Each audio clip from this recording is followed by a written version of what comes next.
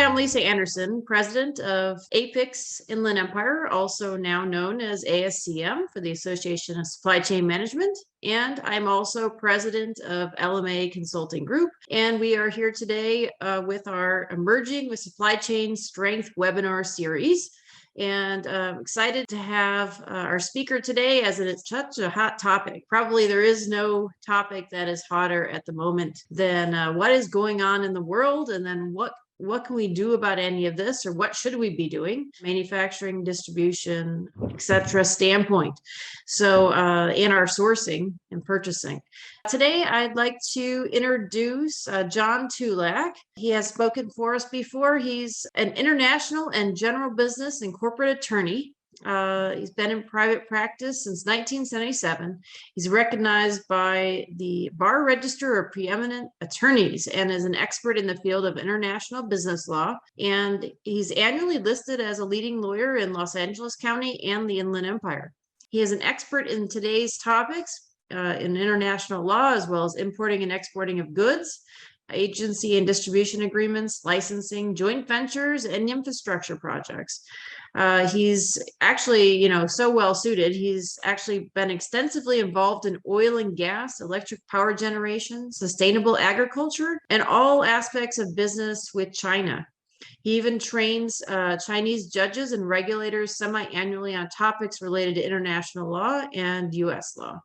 And he's also regularly active in Mexico. So what could be more appropriate today than John's unique skill sets? So I'm going to turn it over to John to provide some commentary. We can certainly intersperse questions. So please put some questions in the chat box or the Q&A, and I will send them on to John, and we will get started. So John, spotlight you, and we're looking forward to hearing what you have to say about what is going on in the world. All right. Well, thank you, Lisa. It's always a pleasure to speak to your group. It is the summer edition of The World's a Mess. The world always seems to be a mess. If you were to go back and pick your favorite mainstream newspaper from 10, 15, 20, 30 years ago and just pull one out at random from that year and read the headlines, you'd say things are not going well in the world. So nothing's really changed in that sense. And in fact, even some of the things we were concerned about 30 years ago, we're still concerned about today. Some of the bad actors that we were still concerned about 30 years ago, we're still concerned about today. So sometimes no news is really not any new news. It's just the same news brought up to date. And that's really what we've got today. When I say the world's a mess, it is probably messier than usual, at least compared to the last few years. Certainly a lot worse than it was after the collapse of the Soviet Union and before 9/11, when we thought everything was going to be wonderful. We thought when China joined the World Trade Organization, it was going to be our friend. And we missed a lot of signals. We also missed a lot of opportunities, particularly when Russia struggled after the collapse to have strengthened ties and to attempt to turn Russia into an ally. We didn't do that. We missed some opportunities before President Xi took power to, perhaps have some more influence in steering China toward a more liberal economic order. That didn't happen either. And we deal with the consequences of some of these failures of our foreign policy to this day. So I'm going to focus on some of those things, particularly with respect to Russia, China, briefly, with respect to some things elsewhere in the world. And then I think we just need to do this, end on more of a ray of hope in terms of some positive things that we can look to and say, well, at least there's something. Well, that is very true. To annihilate ourselves, we can look forward to some real improvement. And there's probably something we can be doing about at least some of it. from our company standpoint or individual standpoint. So like you said, all hope is not necessarily lost, we hope. Exactly. And of course, even in a framework of incoherent foreign policy, we can, as companies, do our best to try and make smart business decisions. And literally in terms of where we choose to business and who we choose to do business with in those other countries, we can help fashion our own good neighbor policies, help influence foreign policy in indirect ways. Obviously not direct ways with that. And we can certainly join lobbying efforts to try and steer what we think would be good commercial and foreign policy implementation. And there are organizations large and small that do that. So as I say, we're not entirely without hope, but let's just deal with the messes here first. Let's start with the war in Ukraine. We all know, you in particular, as supply chain people, that the ripple effect of the war has been devastating, particularly in Eastern Europe, but the ripple effect has spread out worldwide. It's particularly acute with respect to energy, and I'll say a lot about energy today. As a result, we see a lot of scrambling going on to deal with that, and I'll talk more about that in just a moment. But let's just focus first on the war itself. We are looking at it as more or less a stalemate at the moment. Putin expected a quick war and a quick surrender. Never was an intent to take over the entire country, but to assert domination over a neighbor and to annex a portion of Ukraine, and then seek to influence and direct, really, its politics from that point forward. That didn't work out so well. The old-fashioned Soviet way of fighting has proven to be a dismal failure in Ukraine, just as for other reasons, it was a dismal failure in Afghanistan. And the common thing in both situations, though, was a failure of logistics. So that's something, of course, near and dear to your heart. Absolutely. I mean, not that we're happy to hear about failures, but it's good to learn from failures. Well, it depends on whose failure it is. That is true, actually. In this case, we can take some pleasure, bad word to use when we're talking about devastating, losses to the economy and serious loss of life and total disruption of tens of thousands of people. But Russia blew it. Putin blew it. His generals, in trying to implement what was a bad idea, really blew it. And Ukraine found the weakness. Ukraine found, we can't fight a tank battle with you on open plains. We don't have the resources for that. And their military doctrine is based on the old Soviet model of just throw large numbers of men and material at the problem, and it's a war of attrition. Well, they don't have anything to match the size of the Russian forces, so that was something they wisely chose to avoid. And in the early days, gave up some territory in terms of keeping their military together. What they attacked was the soft underbelly, and that was the movement of goods, troops, and material to the front.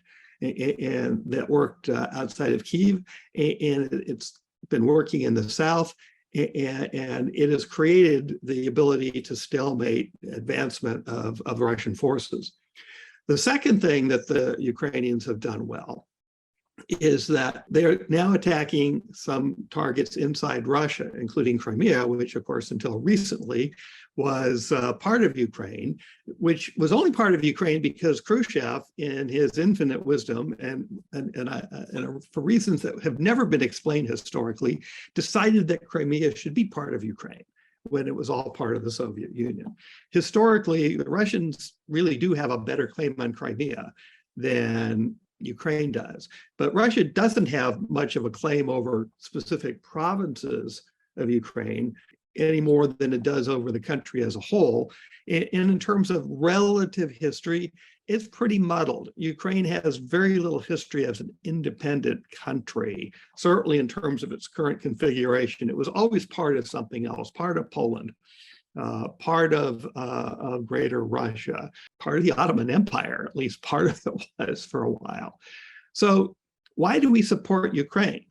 It's not because they're great people. I mean, every Ukrainian I've ever met has been really delightful, but they're as corrupt, really, as the Russians in terms of their politics and doing business.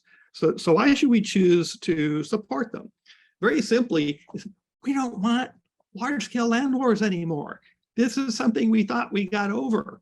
And this is very bad for the world as a whole, to allow any country to invade its neighbor very aggressively like Russia did and not have any consequences to it.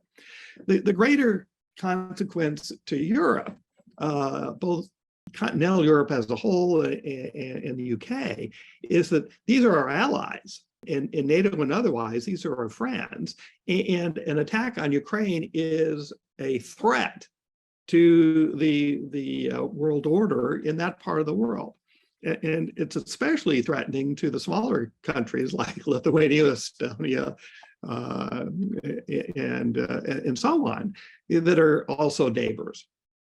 So we drew a line in the sand, and this time we did something about it, unlike Syria in the Obama administration, and we're sending support. Not enough support for Ukraine to win. Let's be very clear about that. They don't have the ability, even with our support and growing support in terms of aid from military aid from Europe. It's not enough to win, but it's enough to stop, at least for now. If Ukraine decides to get even more strategic in what it chooses to attack, there will be at some point a negotiated peace. But it may cost Ukraine some territory. Ukraine is cleaning up its act in some respects. We have certainly seen that in terms of its appeal to the rest of the world and an attempt to make democracy work. And you got a young president who is very much in the front of doing that, and that's been pretty inspiring. What's less inspiring is, again, old habits. The battlefield reports from Ukraine are pretty dire.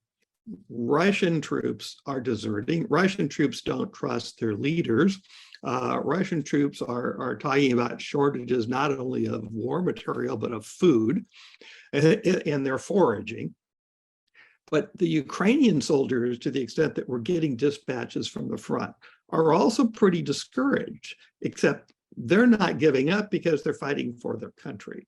But they are reporting that they're not getting the aid, and they're not getting the food, and they're not getting the medical supplies that they see in abundance coming into the country. So what's happening to it? Unfortunately, corruption means that a certain amount of that stuff is not making it to its intended destinations, but instead is being taken and being sold in the black market. And that's something that happens in wartime anyhow. It is criminal in nature. And it also means that the war effort is being stymied, right near the front by people within our erstwhile ally. And it's hard to deal with that from the outside. It has to be dealt with internally. And I'm not sure that Ukraine has sufficient resources to do that effectively. So that's disturbing. The one positive thing that I think is coming out of this as well that goes beyond, two actually, goes beyond the war itself, is that Europe for too long was critically dependent on Russia for crude oil and natural gas. And that was dangerous. And now they've found out just how bad that is, just how dangerous that is. And in the energy space, there is a real scramble in Europe, with the rest of the producing world scrambling to help provide alternative sources of supply of crude oil, fuels, and natural gas so that the Europeans can get off their reliance on Russian product. And I think that's going to be a permanent change. I will be going to Dubai at the end of this week. I'll be there for a week representing an oil company that I'm one of the attorneys for, and I'm lead counsel on a couple of efforts, one to redirect literally $500 million a month in crude oil from existing locations to Europe and get that in place so they have it for the winter. Also meeting with representatives from one of the national oil companies regarding redirecting to some extent, but actually turning on the spigot for more natural gas, which will be sold to one of the majors in Europe. You can say what you want about fossil fuels, but if you're not living in a cave and off the grid, you should be very thankful that we have fossil fuels because it makes our way of life possible, along with people like you, as I've said before, with Lisa hearing me.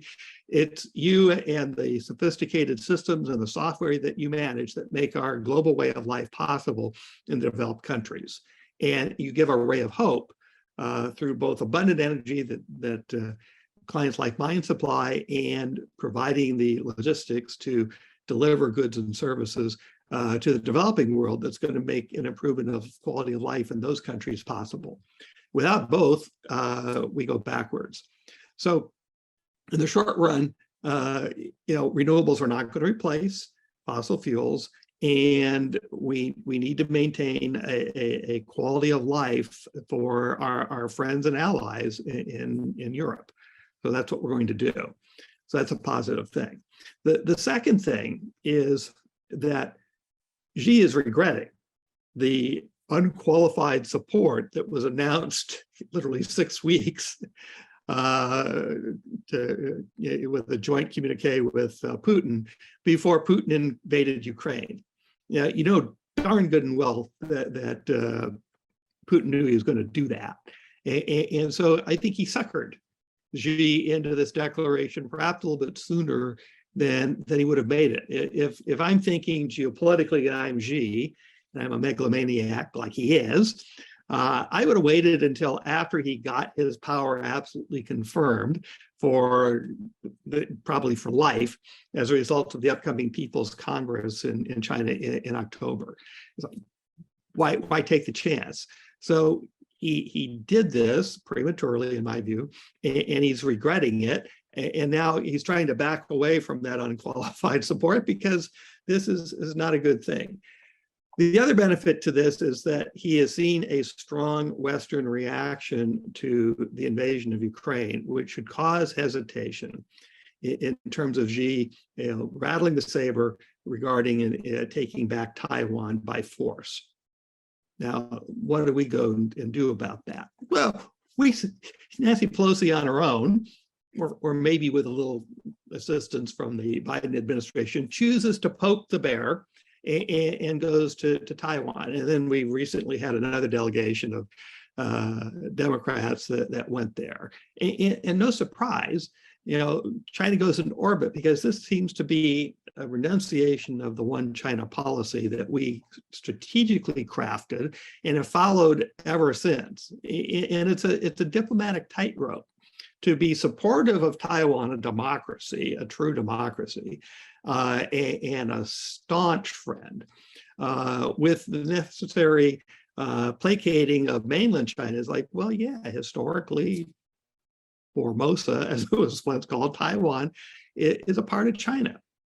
And we forget that this was the last refuge of Chiang Kai-shek when he and his nationalists lost to Mao Zedong and they fled to the island. And Chiang Kai-shek was as corrupt as you could possibly imagine, looted the country for years, but he was an ally. He was a staunch anti-communist. But out of that came, much better things. So we're in a period again, and we've had two prior periods, including the famous shelling of Quemoy and Matsu, if you're old enough to remember that, which were outlying islands of Taiwan. And that was thought as a precursor to an invasion. So if you're going to poke the bear, you should have a damn good reason for doing it, and we didn't. we have an incoherent foreign policy relative to China. Obama's record with China was mixed. Trump's was mixed. He did some good things. He did some things which are frankly incomprehensible. When Biden first took office, he basically continued the Trump policy. He didn't change anything, for good or bad. The bad part is he didn't immediately get rid of tariffs, which only cost American taxpayers money. But it was like, well, I haven't figured out what I want to do yet, so I'm just going to keep status quo. But it has since, in this year, devolved into incoherence. I cannot articulate for you a Biden administration foreign policy relative to China. It doesn't exist. And that's disturbing. Now, historically, we have gone through periods like this with respect to a specific country. And in general, this is kind of the way we do things. We just sort of, from administration to administration, change things. And sometimes even within the course of 4 years, we will do significant flip-flops, as we saw in Syria with Obama. Our friends in Europe who still are dealing with foreign policy things that were created out of defeating Napoleon, have said, and some of you may have heard me say this before, an American's idea of a long-term foreign policy is about 3 weeks. We're not quite that bad, but to our colleagues and friends and even our enemies, it certainly seems that way sometimes. So this is not good. And China has been aggressive in following Pelosi's visit with a mock blockade of Taiwan just to show what it could look like, shooting a hypersonic missile across Taiwan, along with a lot of other regular missiles splish flashing all around it, shooting it near Japan, one near Japan, deliberate provocation to another ally, which is what they've been doing to all of the neighbors in the last couple of years. So why would they do that? One is they want to see what they can get away with. That is just part of how China does things. But two, it turns the Chinese people's attention away from serious problems inside China. When you can point to external threats, real, imagined, made up, you divert attention from seriously awry things inside of China. And there's a lot going wrong in China. On a geography scale, there is severe drought. There's water shortage. There is an electricity shortage. There are all kinds of internal to China supply chain disruptions because of COVID lockdowns, especially when they are in major manufacturing cities or the capital city like Beijing, or the 2-month plus shutdown in Shanghai, one of the most important ports. And this total uncertainty about where a complete shutdown will occur next. It's really hard to plan when you don't know what your own government will do internally next. They don't have a solution for the power other than to keep building coal-fired power plants because it's the cheapest and fastest to build. They put on hold for climate change optics the building of 50 power plants that would have come online but for saving a fair amount of power due to COVID. They're going to build all those plants now because they need to. And they're going to buy a whole lot more coal, which we aren't going to sell them. That is one clear thing about Biden administration policy relative to China. So that means places like Colombia and a few other places that aren't maxed out already in terms of selling coal, like Indonesia, will sell. They've even lifted their various bans on all things Australian because Australia can still sell them more coal. So being very pragmatic, they're going to allow Australia to resume doing normal business with China because they need the energy. Right. So I'm going to come back to some more internal problems with China in just a moment, but let's just stop with energy for a moment. Energy prices are shooting the moon, which includes inside of China, where there are severe shortages, especially now in terms of delivering of electricity. You're going to maybe laugh or cry when I say this, but energy is still cheap. It's still cheap and it's still abundant. It's just disrupted. Okay.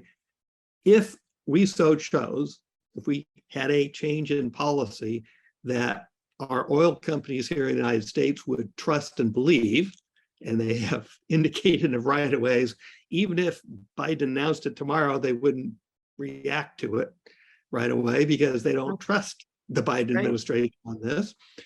We have 3 million barrels a day in capacity that's drilled out and capped. We can go to 3 million more barrels a day in terms of crude oil production within 6 months to a year. The Saudis have at least 2 and probably 3 million barrels a day in additional capacity that they can turn on virtually like that. That makes up a lot of Russian production. What's the problem with that? Because of climate change policy, so we now have conflicting policies about having enough energy and also trying to fight global warming. We have a conflict in policies, and we don't have a commitment to serving our own energy needs here in this country, let alone elsewhere. What do I mean by that? We have shortages of energy. We haven't had blackouts yet in California, but we may still encounter that if we start really getting a lot of 100-degree weather, because with our focus on renewables, we have taken peak power plants based on fossil fuels offline. And we can't wheel enough power in from elsewhere in the event of shortages, given our grid system to do that. Our commitment to renewables is a longstanding policy, and it makes perfect sense. But in the short run, as we're making transitions, when you take off too much of what you need to make up power when your renewables aren't providing it and you can't store it yet, you're going to have shortages. So we have this here. We certainly have it in abundance, pardon the expression, in Europe. So no surprise, prices are skyrocketing for fuels and electricity, although fuel prices have come down. You've probably seen that at a pump, but remember, we pay the highest prices in the country here in California for other reasons. If you were in Nevada recently, you're paying $1 to $1.50 less per gallon of gas, and even less per gallon of gas in other parts of the country. Which leads me to the other thing is, if we were to turn on that additional production, we would have to export it. Why? Because we don't have the refining capacity to absorb that additional production. We haven't built a new refinery here in the United States for years. Why not? Because it's not just the environmental folk who don't like refineries because they process fossil fuels. It's the NIMBY crowd, not in my backyard. And combine that with an overall national direction, which goes back beyond the Biden administration, to a commitment to renewables and fossil fuels. It's just not a good economic market to build another refinery. Now, if we were to build one in Texas, let's say on the border in Mexico, in the middle of nowhere, but fairly near Brownsville, and hook a pipeline up, Mexico would be eternally grateful because they have a critical shortage. And so we could not only refine those additional 3 million barrels a day by building a new refinery, we could keep what we need and export the rest, and we'd be good neighbors. Well, and if we go to Mexico with more and more of our products because China is so risky, then that would be a smart decision. Not to your point, not that they'll do it, but correct. And in fact, we are exporting more and more to Mexico fuels and LPG and LNG more as we come online with that, as is Europe and West Africa, because Mexico doesn't have the refining capacity to produce enough fuel to support its economy. And so it's a growth opportunity. It's one that we can only to some limited extent fulfill. Now, we have another failure of policy here. because Obrador has been hostile to foreign investment in the energy sector. He's trying to turn back the clock and restore Pemex to its supposed former greatness. Pemex was never great. Pemex is still the only oil company in the world, maybe other than PDVSA now in Venezuela, that knows how to lose money. And boy, do they know how to lose money. It's also still corrupt. So when we had the permitting system, which only lasted for a few years, that allowed private parties, if they had a permit, to directly import fuels, that was great for Mexico. And it was great for fighting corruption. And Obrador has not only suspended all that, with one exception that favors his son and one major party. They've also been seizing rail cars and trucks bringing fuel over, which not only then means that there might be problems in payment for those shipments, but who's ever providing the logistics won't get the rail cars or the trucks back in a timely manner. So from a logistics standpoint, any third-party logistics carrier says, yeah, I'm not going to recommend you do that. So this is causing Mexico, is a self-inflicted wound. And it also means that we're losing a business opportunity there. So back to energy. China is short. China has got a real estate bubble that is well past its bursting point and is going to happen. Chinese consumers are cutting back on spending. China's economy will, in reality, actually contract in 2022. It won't just, they will report a positive growth rate, in my view, when you use proper reporting figures and so on. Yeah. China, it will contract. I don't think they have enough time in what's left of 2022 to prevent that from happening. They may even have to import more food because they're not growing enough. Up to 40% of their arable land is unfarmable because of pollution. With water levels down, not only do their hydro plants not produce enough electricity, but they're also not providing enough potable water for drinking. There's not enough water for irrigation. What percentage did you say, John, of farmland? What percentage of farmland did you say? They report 20%. Other figures more likely to be correct are as high as 40%. Oh, wow. Okay. They are well aware of the problem. They're actually attempting to do things about it. One of the things they've done is embrace the economic philosophy regarding agriculture of John Cobb, who, by the way, is still alive. He lives at Pilgrim Place in Claremont. They somehow discovered his philosophy and embraced it. So they are actually trying to do some things about remediating pollution. And if we had better relations with, of course, they're starting up a bunch of coal plants, so I don't know. Well, I mean, it's good, but they do have to do something about the pollution. Right. I get it. If we had better relations, this would be a huge, I'd be bullish on growth opportunity for American companies that know how to remediate. But it's really hard to recommend it under the current circumstances.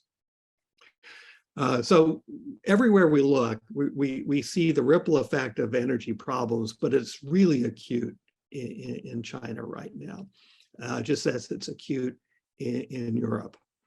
Europe's changing its mind rapidly about its long-standing laissez-faire attitude about China's foreign policy. So long as we're doing business successfully with one another, I guess we'll just kind of look the other way.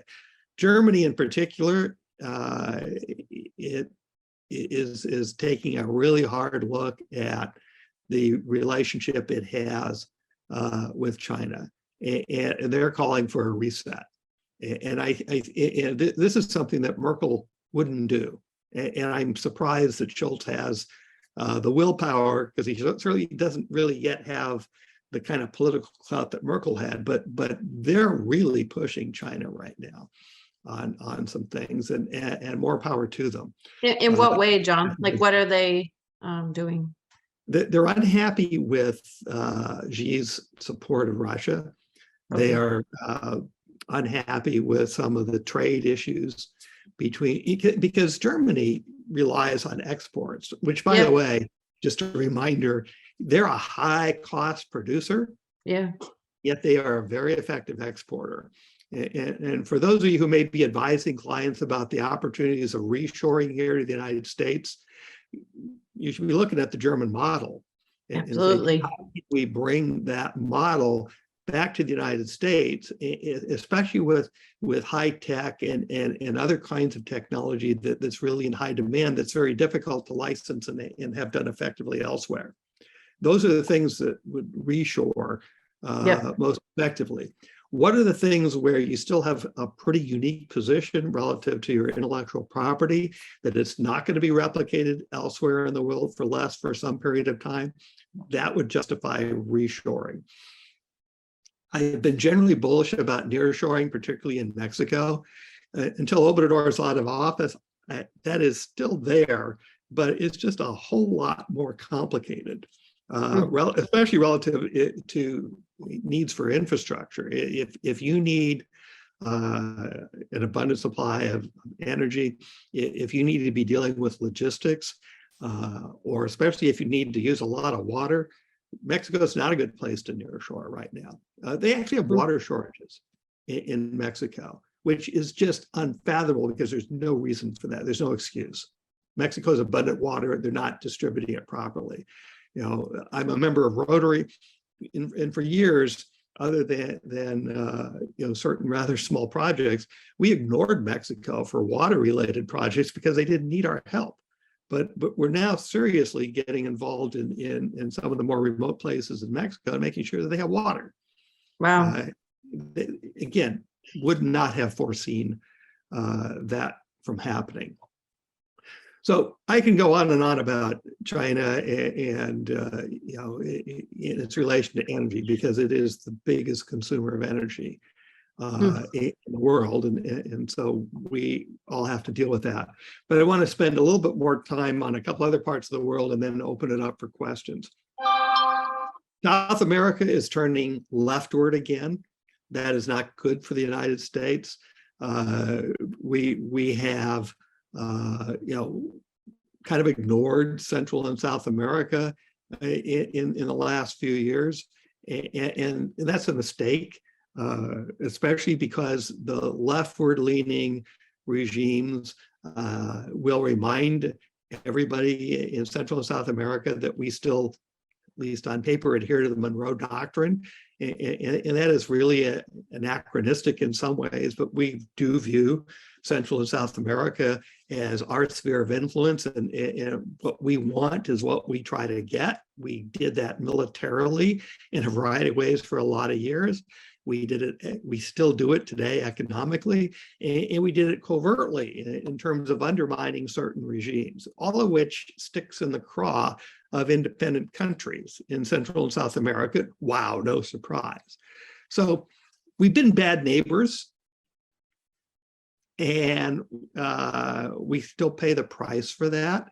And so we need a better policy that is more long-term to help deal with our neighbors in Central America, treating them as friends, as colleagues, if not necessarily always allies.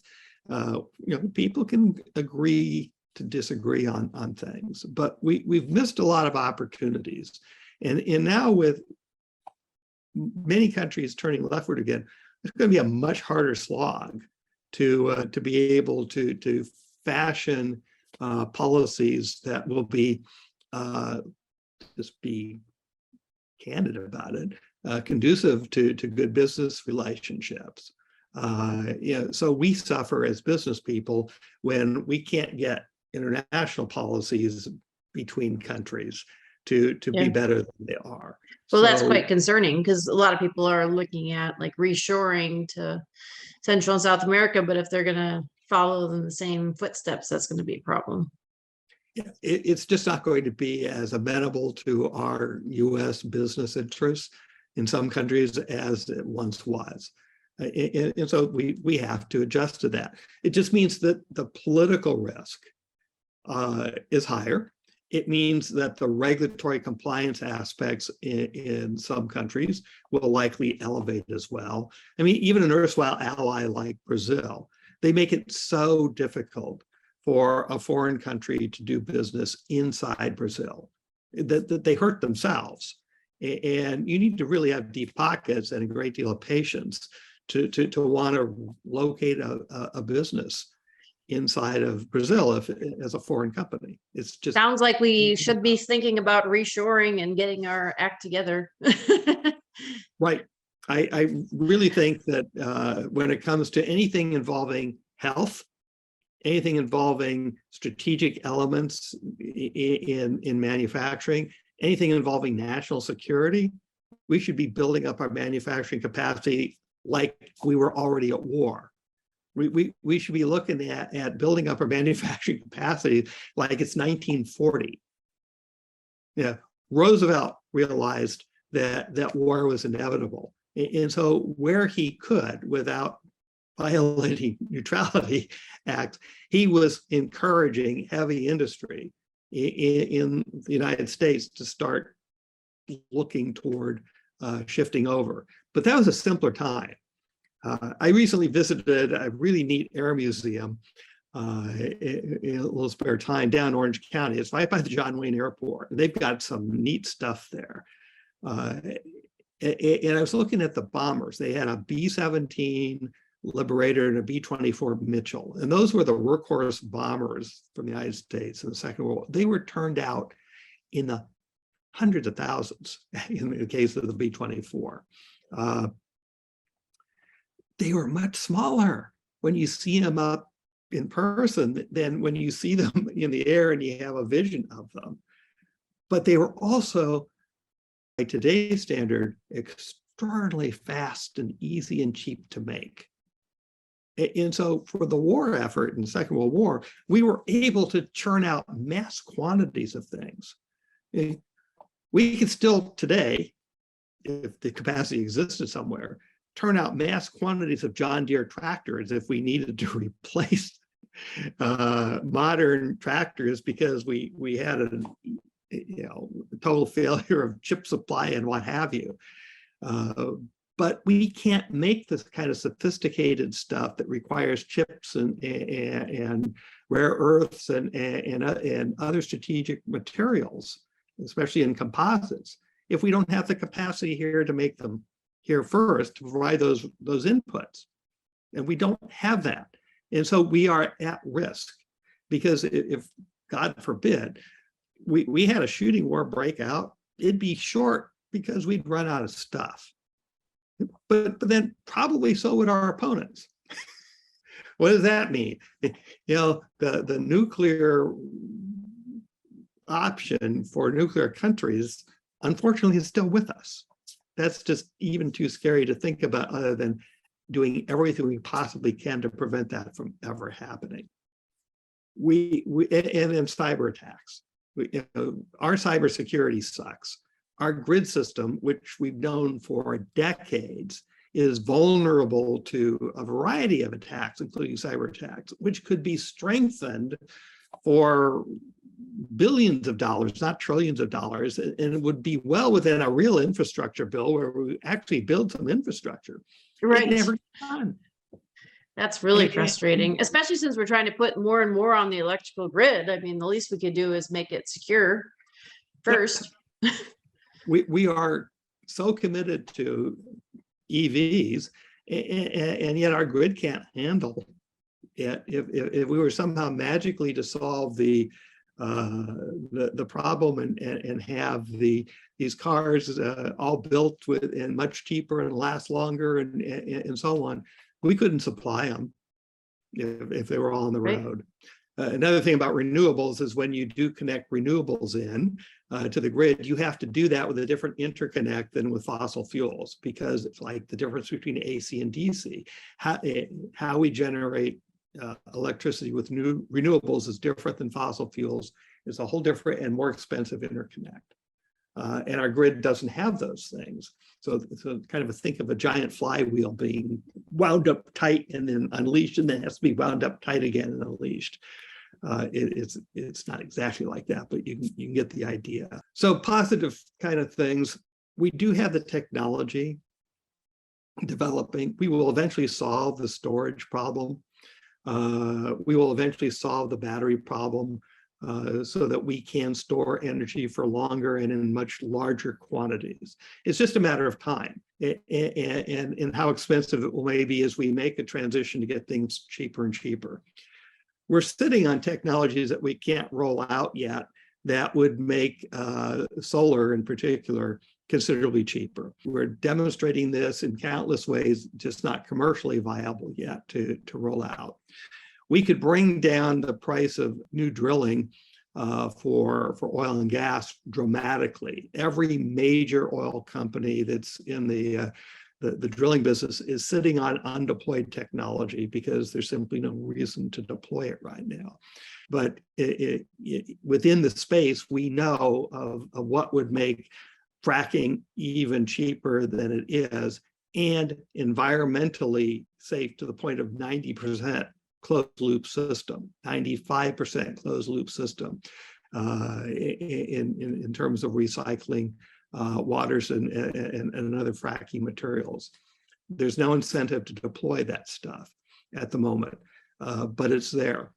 We're finding alternatives with much more abundant elements that could eventually be replacements for some of the rare earths. We're finding that strategic metals exist in a lot more places than where our enemies mine them. But we've got plenty of that stuff here in the United States, but no will to create the mines, open the mines, and produce them here. We've got to get off of that mindset. I'll close with this, which is again a message of hope. In the 60s, we were told we're all going to die because of the population explosion. The doom crowd then told us we were going to run out of oil by 1980. The same doom crowd also told us that we were going to have to prepare for significant global cooling, not global warming, which warning persisted well into the 80s. We were told we were going to annihilate one another in a nuclear winter. Thank God that hasn't happened either. We're now told that our human activity is contributing to catastrophic global warming. There's no question that we have global warming. There's no question that human activity contributes to it. What is still an unanswered question when scientists are speaking candidly, it's a very different story than what gets reported in the popular press. 70% or 90% of scientists do not agree that global warming exists and is in the direction that the computer modeling shows, which deals with worst case scenarios on a handful of all the variables that are actually involved. And there are multiple places, including if you read in the actual political reports that get put out, which are not scientific reports. The Intergovernmental Report on Climate Change is a political document not written by scientists, but which rely on scientific assessments and then get interpreted. If you drill down beyond that, we have a lot more reason to hope that we can actually weather the storm. And I use that term deliberately because there's a difference between weather and climate. Weather is what's happening today and tomorrow and next week and next year. Climate's based on long-term things. And quite frankly, a 10-year, 20-year, 30-year model is not long-term in terms of climate. Some of our inputs, just to give you one example, come from weather stations that have been in place for decades. And so they've been consistently reporting things like temperature. But what's changed and which hasn't altered in terms of how we interpret the data, unless you are a scientist, you actually then take the time and effort to do this, is that many of those weather stations are now built up in cities or suburbs. And so the heat footprint has changed from what was historically being reported. Well, you have to adjust for that in a proper model. And I can go on with a lot of those examples. We are making a transition from fossil fuels to renewables. We will achieve that. We will achieve it faster than I think anybody thought possible. The money that we're throwing at so supposedly combating climate change is being wasted. And even if in good faith, we in the United States or in Western Europe or other developed countries continue to throw that money at it, it will have no meaningful effect on global warming or lack thereof trends, simply because the rest of the developed world and China aren't going to be doing that. And so right. I mean, it's got to be a global issue, and the more that we try to save, like if you looked at your end-to-end supply chain, and more coal in China, it's got to be worse because you also have to transport it, right? I would think. Exactly. So please don't get me wrong. I am not a naysayer about climate change. There's plenty of evidence that we're dealing with global warming, at least today, and for the foreseeable future. I am a naysayer as an economist before I became a lawyer, that what we're doing isn't having any effect and won't have any effect. So we should be being a lot smarter about how we formulate our policies, carry it out, and what we do with our money. And there are plenty of economists who are studying this problem, who report on this annually and say, what's the highest and best use of what we can do for humanity, improving the human condition with the money that's available, where we can direct it through policy decision making. And climate change and impacts finishes last every single time. And so for those who are politically involved, you should be writing your Congress people, your senators, saying, take a better look at what we're proposing to do and how we propose to do it. Take a look at regulations which are well intended but have bad consequences. And we ought to be able to do better than this. We owe it to ourselves. We owe it to our kids and our grandkids. We ought to be able to do better. And with the ability to transform with substitution effect through new technologies, we are doing better, and we will continue to do better so long as we have the willpower, both the political willpower and the economic business willpower, to keep doing that. I told you I'd end on a positive note. No, very good. That's very good. Well, and it sounds to me like what I hear you saying is that there's a lot of risk in several areas of the world, and it all comes back to energy. And certainly at the moment, at least from a things we need to control, such as health and food and things, we should be looking at more reshoring and like and getting the critical needs put together. So that definitely relates to many of our folks who are manufacturing and those that are distributing product as well.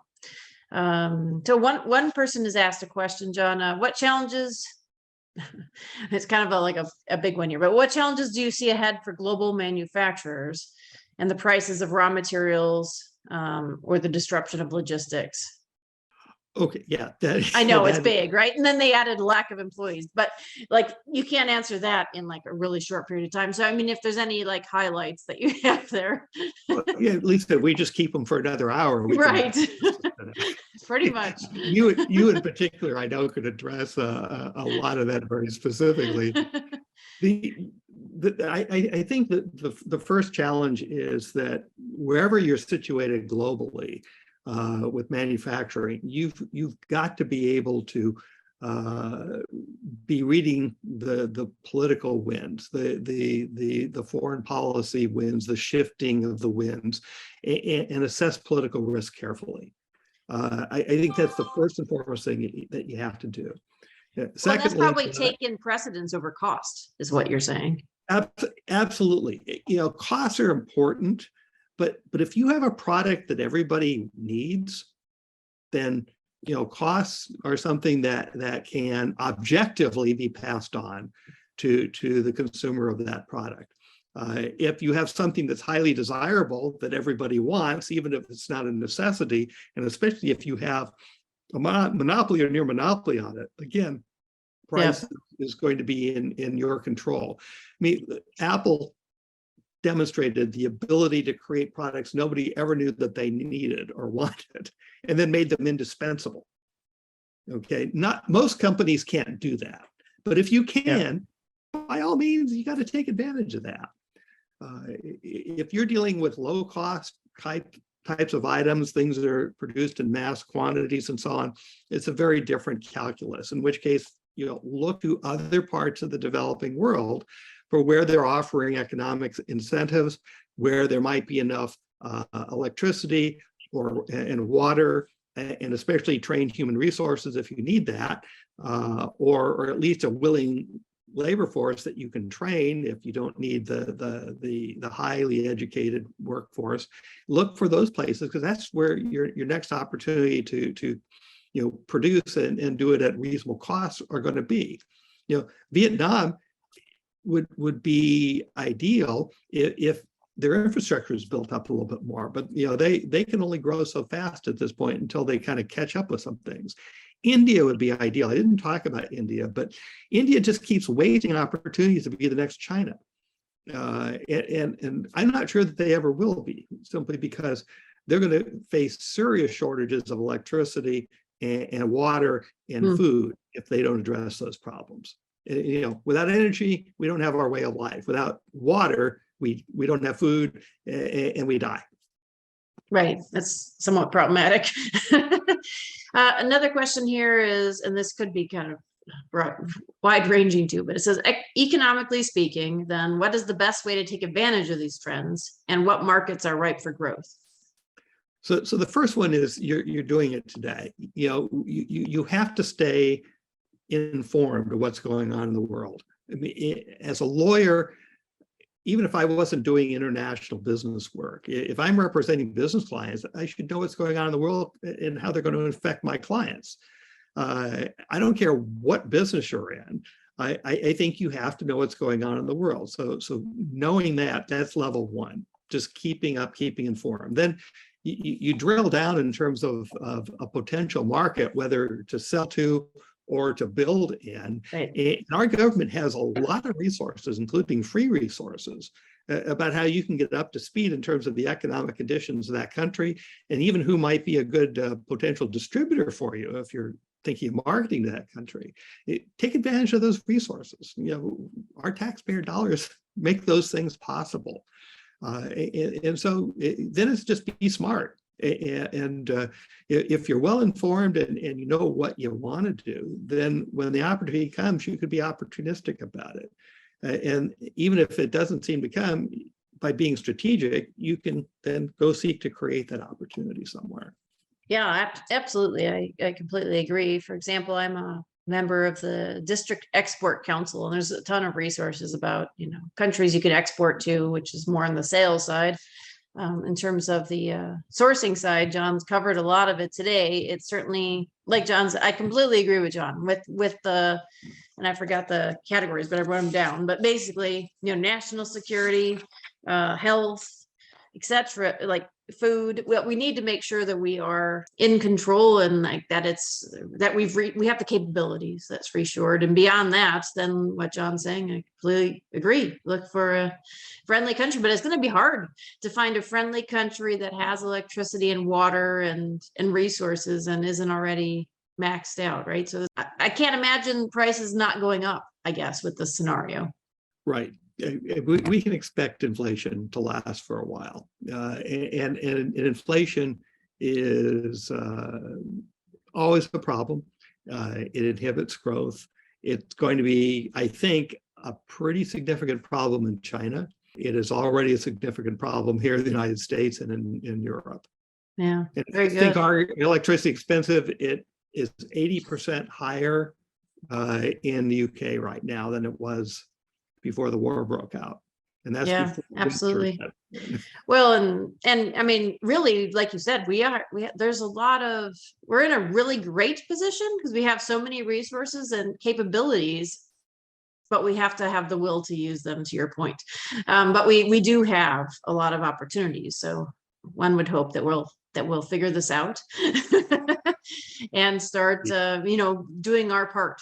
At least with what we can affect, we should be evaluating what we're doing in today's supply chain. So yeah, thank you, John, it was really informative and really helpful. It was very interesting what you had to say. And today, energy has shown you've been talking about that for years. But it has been like, well, I wouldn't say less relevant, but less like understood that it was such an important ingredient. So thank you for going through everything today. And for those of us who are joining us, stay tuned. We'll have another webinar like this, and we'll also do another in-person event later this year. So stay tuned, and we're at apix-ie.org. Thank you. And thank you very much, John. We really, really appreciate it. And it was very insightful. My pleasure. Thank you, Lisa, and thank everyone for your kind attention. We'll see you soon.